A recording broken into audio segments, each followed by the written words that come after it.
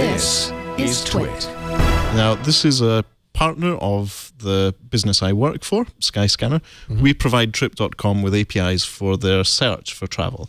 So Trip.com is an app and a website with a service for travelers.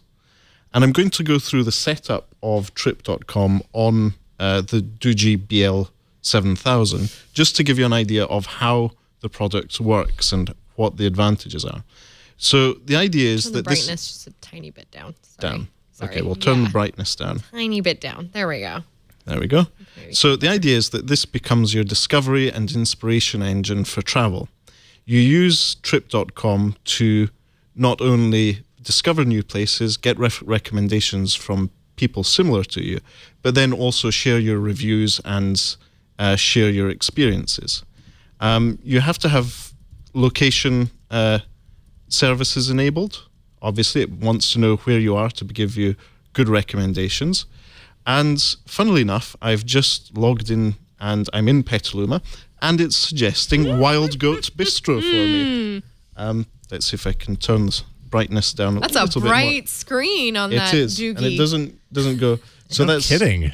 That's the It's Wild like maximum Goat battery, maximum minimum brightness. or very little throttle on the brightness. Yeah, maybe that's it. So, yes, so this is me in Petaluma. If you want to, you can log in using Google or Facebook. I'm going to use Google in this instance. It will say which account would you like to do it from. There we go. And so it's now suggesting locations based on my tribes. The idea is that when you're setting up your app, you choose which tribes you're part of. A tribe is a group of a personal habit for travel. So are you a business traveler? Are you a budget traveler? Are you a backpack traveler? Are you a solo female traveler?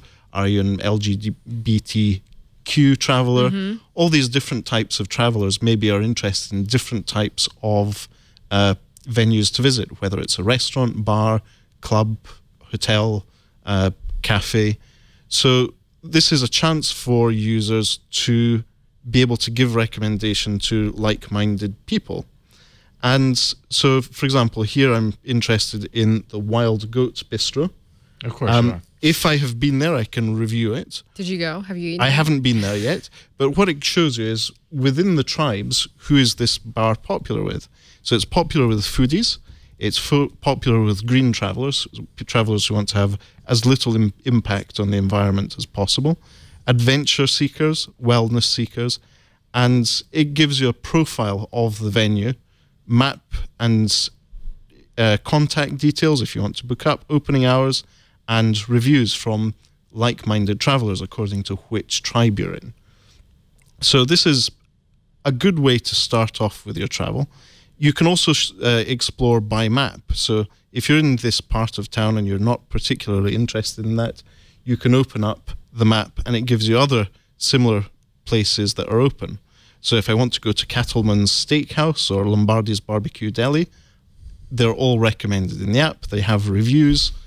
It's a sort of way of finding local venues to go through.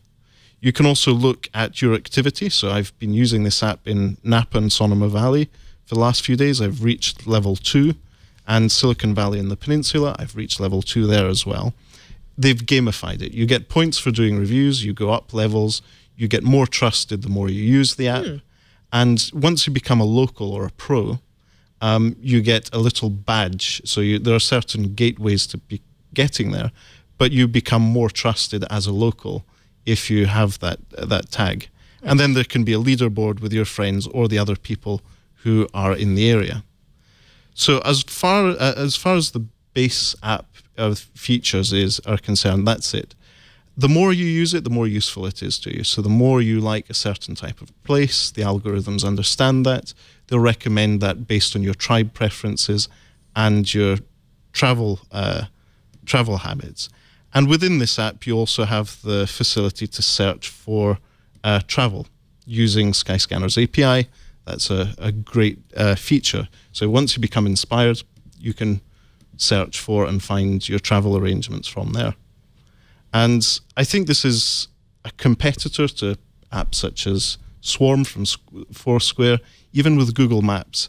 But it's a very well-built app for Android. It's relatively light, and it makes great use of material design. Also, the color scheme is great. Now, the listeners who have been watching All About Android for a few episodes may know this app. It previously was branded as GoGoBot. We're aware of this bringing the app into the arena. GoGoBot was brought into the arena in episode 165. So I think 173 episodes is a good space of time to bring in that. June 10th, Yeah, that's valid. 2014. Yeah. So that enough time has passed and enough work to the app has been done. We've covered this before, right? Whereas if it's materially different, That was the new rule for 2017. Yeah, this was originally shown off when Amazon showed off its Fire phone. Cool. If that puts things into perspective. And the Moto E was a new Puts things thing. into perspective.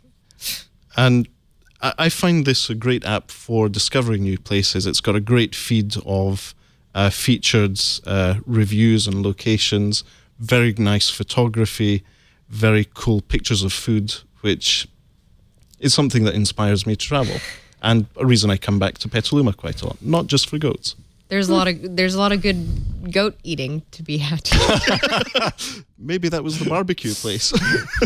I mean, I think you need to check out Wild Goat Bistros. I think Yeah, that sounds like a great thing. If not this trip, next time I'm in Petaluma, that I will definitely visit. We'll make it happen. Right on. That's trip.com. Good looking app.